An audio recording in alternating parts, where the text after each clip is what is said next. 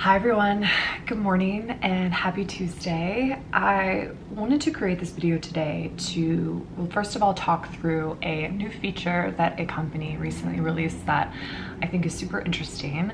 But this video also talks a little bit about how the art world uses secondary market data to determine an artist market, essentially.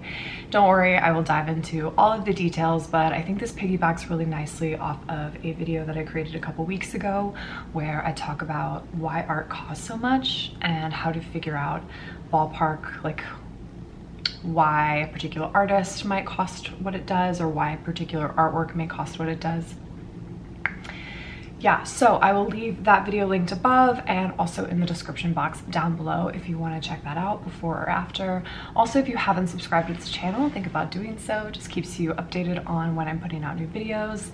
And as promised, I swear my creation of how to create NFT art video is happening very, very soon. I just haven't had the time to sit down and do it. And obviously I want to make sure that I'm putting out the highest quality videos that I can. So just stay tuned for that one. And if you subscribe, then you'll be the first to know when that video is put out. Yeah, so that being said, when I talk about the secondary market and art market, if that sounds like a lot of gibberish, it's basically me saying that the art world uses records for what an artist's artworks have sold for at auction, and these art records determine what the value of an artist's work is at any given time. And this is kind of the gold standard for the art world, and it's what art advisors use, it's what galleries use. And so really quickly, I just want to give a quick coverage of that, and then we'll talk about the specific feature that I want to highlight and how you can use it. So why is auction data the art market standard? You might be asking, like, why don't we just use gallery sales to determine an artist's, price out there? And the simple answer is that the primary market, which is what we call art that's being sold for the first time, so primary, not secondary. Secondary means it's been owned by someone else and is being resold. Primary market data is not transparent. It honestly wasn't until the past couple of years during the pandemic where art galleries were sort of forced to pivot to selling on these online fairs, such as like Art Basel online. We just had FIAC online. Similarly, with online viewing rooms, we're starting to see galleries actually list prices because frankly, they kind of not have to now, but it's a little more important. You don't have that face-to-face interaction like you've had in the past where you can simply inquire about what the cost of something is. And so yeah, basically none of that information has really been made available over time, but what is available and publicly available, more importantly, are auction results. They're posted on an auction house's website, and so they will list all of the lots based on an upcoming sale, how much they're estimated to sell for, and then they'll list what something has sold for. And this is, like I mentioned, the information that art advisors and art galleries or anyone that's considered an art world professional really uses to justify the price of an artist market. And frankly, it's because this is the only publicly available resource that exists, and it provides visibility into the artist market over time. You can easily track, like I mentioned in that video, an artist trajectory, and you can have a good idea for the demand for that artist's work by looking at things like sell-through rate. We'll get into that in a second in this feature that I'm going to highlight. But yeah, so even though all of this information is totally publicly available, companies have creative services where they'll go and they will scrape the big four, also some regional houses as well, depending on where they're based. But I'd say about 90%, actually that's probably conservative, it's probably much higher than that. About 90% of the secondary market sales are happening through these four big auction houses, which are Christie's, Bonhams, Sotheby's, and Phillips. And companies will go, they will scrape all of this data, they'll put it into a database, and they'll charge you a fee to access this information. So you might be thinking, well, this is publicly available information, why am I being charged to access this information? Well, okay, it does take effort to, you know, scrape the information, to store it. All of that does have a cost associated with it and for it to be organized. However, I do think this is a dying business model, in my opinion, especially now that it's become easier than ever to scrape and store data. Costs are very low for that. I think where there's going to be real innovation in the future, and that's why I've made this video about this particular feature, is that I think where it starts to get really interesting and where it actually justifies charging people money for this is when you're offering insights on top of that information. So you're kind of doing the analysis for someone. They're not having to just comb through raw data. You're telling them right out of the gate what's interesting or informative about that particular piece of information. And honestly, this is not something that's just exclusive to the art world. This is a valuable service across any industry. Anyone that can analyze data and give you valuable insights on top of it, particularly in a way that's automated, that's just really golden. And so that's exactly what Artsy has done with this new feature that they released 2 weeks ago. So like I mentioned, I'm gonna dive into why I like it, a little bit of what I don't like about it, and what I'm kind of hoping to see in hopefully future iterations of this in the future. So definitely gonna give them a little free product advice, but I'm also going to highlight it on the screen here. I do apologize, it's going to be a little small, particularly if you are looking at this on, say, your mobile phone, because this is a feature that is only available through their app. And so I can't show you like a big blown up video of it on my desktop, unfortunately, just yet. Hopefully it'll come out on desktop though. But yeah, let's jump right into what this feature is. I also want to mention I am not working with Artsy in any way. I just think this product is great and I think it's innovative and interesting, and I'm excited to see where they go with it in the future. Artsy has had auction results available on their website for ages and ages. This is not something new, but this feature is built on top of those auction results.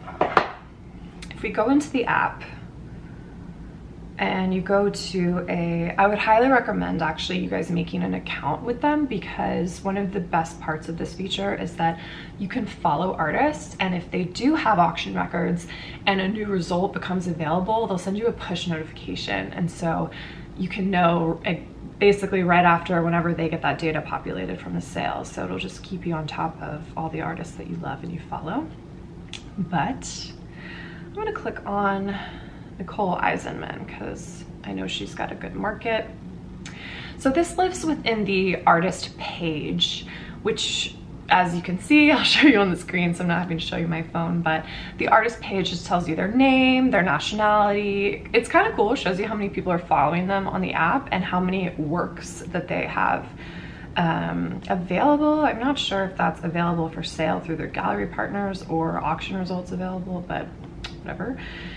Another nice thing is they have artist biographies, tells you a little bit about the artist. My personal favorite piece are the featured articles. So anywhere that this artist has been mentioned, it shows you news articles from them. So if you want to just like read more about the artist, but I digress. Let's get right into the feature. I don't know what this exactly is called, but they've essentially renamed the auction results tab on the app to be called Insights. And this particular section is called Market Signals. So according to them, it provides an overview of an artist auction market for a specific medium over the past 36 months. And I do really like that they're zooming in on 36 months, so like a 3-year period, just because frankly, for example, Claire Woods is a British artist and her work has really evolved a lot from 10, 20 years ago. I don't really care to see a lot of her older auction results, so I'm kind of glad that in these insights, they really zoomed in on the piece that's most relevant, or the piece in time that's most relevant. So in this section, they're featuring 4 main data points. They're featuring average yearly lots sold, sell-through rate, average sales price, and sale price over estimate. And all of these things are a really quick snapshot into this artist market. And so for Nicole Eisman, for example, let's look at what exactly do each of these data points mean. Some of them are more understandable and easily explainable than others. Some of them might need a little bit of definition. So average yearly lots sold. This is the average number of lots sold per year at auction. Makes sense. Sell-through rate, this is more interesting. The percentage of lots in auction that sold. So Nicole Eisman here, for example, has had 100% sell-through rate. So everything that went to auction sold. That's great. That shows you that like there's a lot of demand for this artist, maybe not as much supply. So anytime something comes on the market, people are going to snap it up. Another very easy to understand one, average sale price, which is the average sale price of the lots sold. So Nicole Eisman, for example, it's great to know that if I'm walking into a gallery, the probability when I'm looking at a painting of hers, if it's done, you know, in the last 3 years, that okay, I can expect about $250,000 for one of her paintings. I do want to call out here though that secondary market data is always higher than what you should be being asked for from a gallery or a primary market seller. So these prices are a little bit higher than what you would actually pay at a gallery, but it still gives you a good ballpark price. So that you would know, for example, I'm not getting a work of hers for $20,000 unless it's very small. So just gives you a little bit of a benchmark. And then sale price over estimate. That is the average percentage difference of the sale price over the mid estimate. What is the mid estimate? The mid estimate is the midpoint of the low and high estimates set by the auction house before the auction takes place. It's basically what the auction house is estimating that the work is going to sell for via a range. And so if it sells for over that estimate, that's always a great thing because it means that there's much higher demand than maybe was initially anticipated. And yeah, it's just a good stat to have. So Nicole, for example, sells at 50% over the sale price of estimate. Okay, so I want to dive into things that I really like about this project. Let's start things that I like about this project. So I want to dive in and start with things that I really like about this feature and then talk about areas of improvement potentially. So things that I like about it, like I mentioned, I love that I can easily follow an artist and get those updates just on my phone, a push notification. For example, I follow Mary Weatherford and I got a notification that a new auction result was available for her, and I immediately went into the app because I wanted to see which auction house it was listed at, what it sold for, all of the above. And so I really, really like that. I also do love the aspect that it's just on the go. I think this will be amazing when we return to being able to go to art fairs, travel. Obviously I do go to galleries, so I could use it there, but I think this would be great for art fairs or museums where when I'm digesting a lot of new artists or information at one time, I can quickly go through, pull the app up, follow them, get an immediate idea of price point. Are they on the secondary market even? Are they super emerging? And then I can follow them, frankly, so I don't forget them. So I can go back, which I think is great. Because normally I'm just taking tons and tons of notes during an art fair. I'm taking photos and then I'm going back and documenting all of it. It's a lot of administrative work, so this makes that a little bit easier and a little more efficient. I also mentioned the other thing I love is that it's on the artist page, it's right there. So not only can I follow them, but I can go and read articles about that particular artist, which is great. So all of the information is just in an easily accessible place, all in one spot within the app. And I think honestly, the best thing about it is that it's totally free. Like I mentioned, this information is publicly available, and this, in my opinion, isn't really something that makes sense to charge for at this point in time, particularly this feature, because it is very lightweight. You know, there's not a lot of filtering, there's not a lot of export features, there's no comparables. Hint, hint, that's what I'm going to be asking for in my what I don't like about it or what I think it could improve on. And yeah, so it's great for a quick snapshot, it's great for on the go, but I do think that this kind of information should be available for free, frankly, and it is. So I do love that about it. And I know there will be some people that are like, oh, there's a reason all these, you know, databases charge what they do. And yes and no. But given how many sales happen through the 4 big auction houses and the fact that Artsy scrapes all of this information just like all the other ones do, I personally don't think it adds to the narrative. Like, I don't need to know that Robert Nava sold a drawing at a German auction house for $4,000 in 2019. Frankly, I don't think that's really adding to the narrative of what his actual market is. And so yeah, I think looking at the 4 big houses is enough. And it's not to say Artsy actually does pull from other smaller regional auction houses, but for those that are going to come in with the argument of like, oh, well, it's the most comprehensive one, like, is it really necessary? I challenge you to do a comparison and say, is this actually adding value? And if it is, great, good for you. But for the average person that is just an art world enthusiast, a collector, you know, I just don't think it's necessary personally. So. Okay, now let's jump into some of the things that I don't like and that I hope will evolve as this product becomes a little bit, or this feature becomes a little bit more mature. So it's a catch-22, right? I do love the fact that it's available on the mobile app, but I would also love it to be available on desktop. It's really frustrating. I do so much of my work on the computer. I love sitting on my laptop when I'm in bed. I know everything is mobile first now, but desktop is not dead. I'm sorry, we do so much, especially as a creative, like editing videos and photos and things. Like, I'm always on my laptop, and I would just love for this feature to be consistent across the app and on laptop as well. So desktop version, I would appreciate that. I really would. Another thing I do want to call out that can be slightly confusing when you're using this feature is the currency conversion aspect. And so I understand why they don't do it, because it wouldn't be an accurate representation if they were to convert the currency and show it, because currency conversion is time-based. So for example, what the dollar is worth in comparison to, say, the Hong Kong dollar today might differ from what it was a month ago. And so by doing that conversion in real time, you're not really getting an accurate picture of what that work sold for at that particular snapshot in time, if that makes any sense.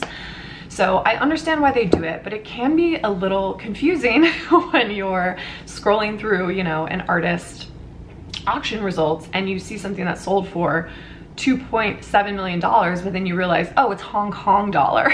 And so it's not, you know, American dollar. So yeah, there's just things like that. It just is a little bit visually confusing to make those comparisons. So it's great if obviously the market signals are available. I do also want to call out that market signals are not going to be available for artists that don't have more than, like, I don't know exactly what the threshold is, but it's like 40 or 50 auction results within a particular medium.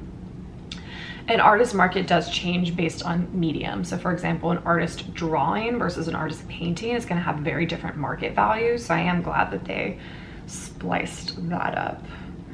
But yeah, the currency conversion can be a bit confusing at first glance. And then I think the biggest thing that's missing here, which I'm pretty sure that Artsy's probably thinking about doing this as a paid feature, I wouldn't be surprised, are featuring more context around these metrics. And I don't mean like what they are and what they mean, I mean comparables. So for example, Nicole Eisman, I might want to compare her to Avery Singer, another Hauser and Wirth artist who does large scale paintings. Are their artist markets, you know, the same? Or what's the sell-through rate compared to another, you know, artist that's, I think, is comparable. So I think comparables would be really helpful here, and they're missing, but I could totally see them putting that behind a, you know, a paid paywall and making that a feature that is something you have to purchase. And I think that's something that's totally worth purchasing. Honestly, I think YouTube does a great, YouTube Insights does an awesome job of showing context behind metrics and like how good something is that you put out versus potentially things in your past or other creators like yourself. I think Pinterest does a really good job of this as well. It'll show you your audience analytics and compare it to the average Pinterest user base, and so you get an understanding of like, okay, I have this many viewers, but like, is that good or is this not good?